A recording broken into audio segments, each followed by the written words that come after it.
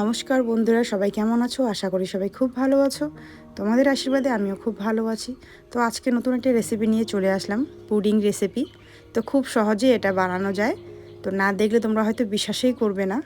আর দেখতেই পাচ্ছ কতটা সফট হয়েছে পুডিংটা। তো পুডিং বানানোর জন্য এখানে আমি প্যানের মধ্যে চিনি নিয়ে নিয়েছি এক বাটি। এখানে দিয়ে দেবো সামান্য একটু জল। জলটা না দিলে ক্যারামেলটা ভালো হবে না, সেই জন্য। তো চিনিটা দেওয়ার পর একটু জলের সাথে মিশিয়ে নেব।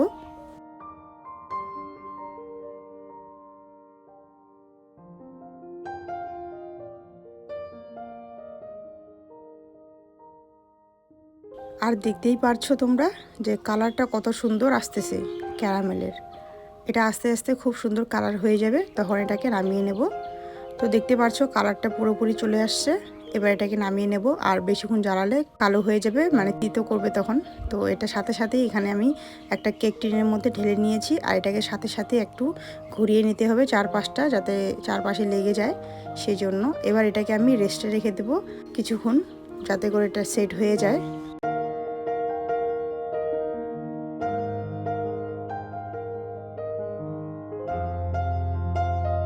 এখানে আমি একটা বল নিয়েছি, বলের মধ্যে দুটো ডিম ফেটিয়ে নেব। ডিমটা ফাটিয়ে নেওয়ার পর ভালো করে একটু কাঁটা চামচ দিয়ে আমি একটু মিক্স করে নেব ডিমটাকে।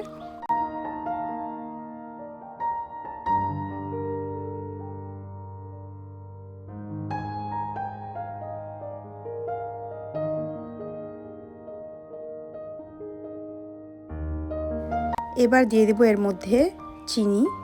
মিষ্টিটা যতটা পছন্দ করবেন আপনারা ততটাই দেবেন। তো আমার মনে হয়েছে আমি এক বাটি চিনি দিয়ে আমার হয়ে যাবে, সেই জন্য আমি এক বাটি দিয়েছি। তো দেওয়ার পর ভালো করে মিক্স করে নেব চিনিটাকে। এবার এর মধ্যে দিয়ে দেবো এলাচের গুঁড়া। তো এখানে এলাচের গুঁড়া বলতে আমি এলাচ থেকে বীজগুলোকে বার করে নিয়ে একটু থেতো করে নিয়েছি, সেটাই এখানে ইউজ করলাম। তো দিয়ে ভালো করে আবারও নাড়াচাড়া করে নেব।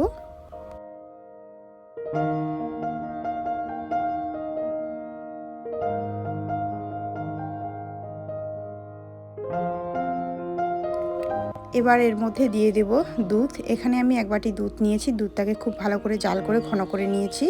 এবার এর মধ্যে দিয়ে দেব দুধটাকে, দিয়ে আরও ভালোভাবে মিক্স করে নেব সব কিছুই।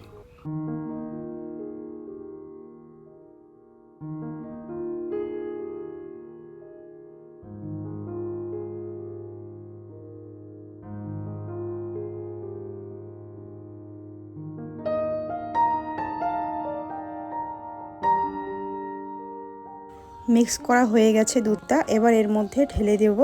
এটা দেখতে পাচ্ছ কত সুন্দর সেট হয়ে গেছে। এখানে একটা ছাঁকনি নিয়েছি, ছাঁকনির মধ্যে দিয়ে দেবো যাতে করে কোনো কিছু লাম্পস না থাকে, সেই জন্য। বিশেষ করে এলাচের যে গুঁড়ো করেছি, সেই এলাচের বীজগুলো বড় বড় হয়ে আছে, এটা মুখে গেলে ভালো লাগবে না, সেই জন্যই।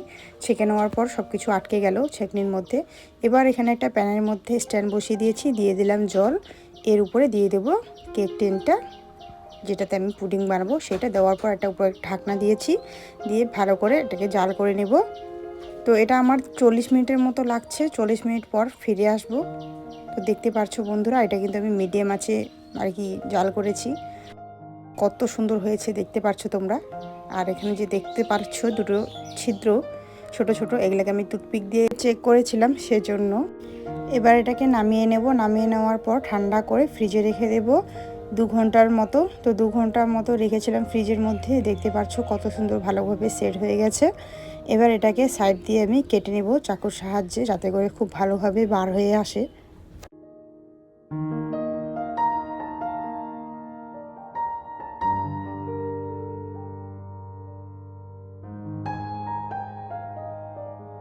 এবার একটা প্লেট নিয়ে প্লেটটা উপরে দিয়ে ভালো করে পাল্টে নেব।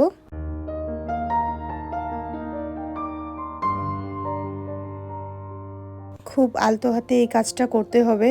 দেখতে পাচ্ছ বন্ধুরা কত সুন্দর হয়েছে আমার পুডিংটা, আর কত সুন্দর কালার আসছে।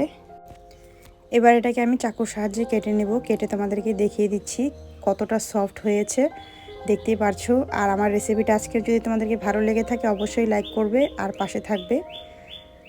আর খুব সহজে এটা বানানো যায়, তোমরা তো দেখলে, বাড়িতে অবশ্যই ট্রাই করবে।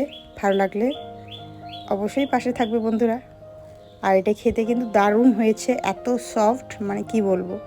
তো আজকের জন্য এতটুকুই ভিডিও, দেখা হচ্ছে পরবর্তী ভিডিওতে।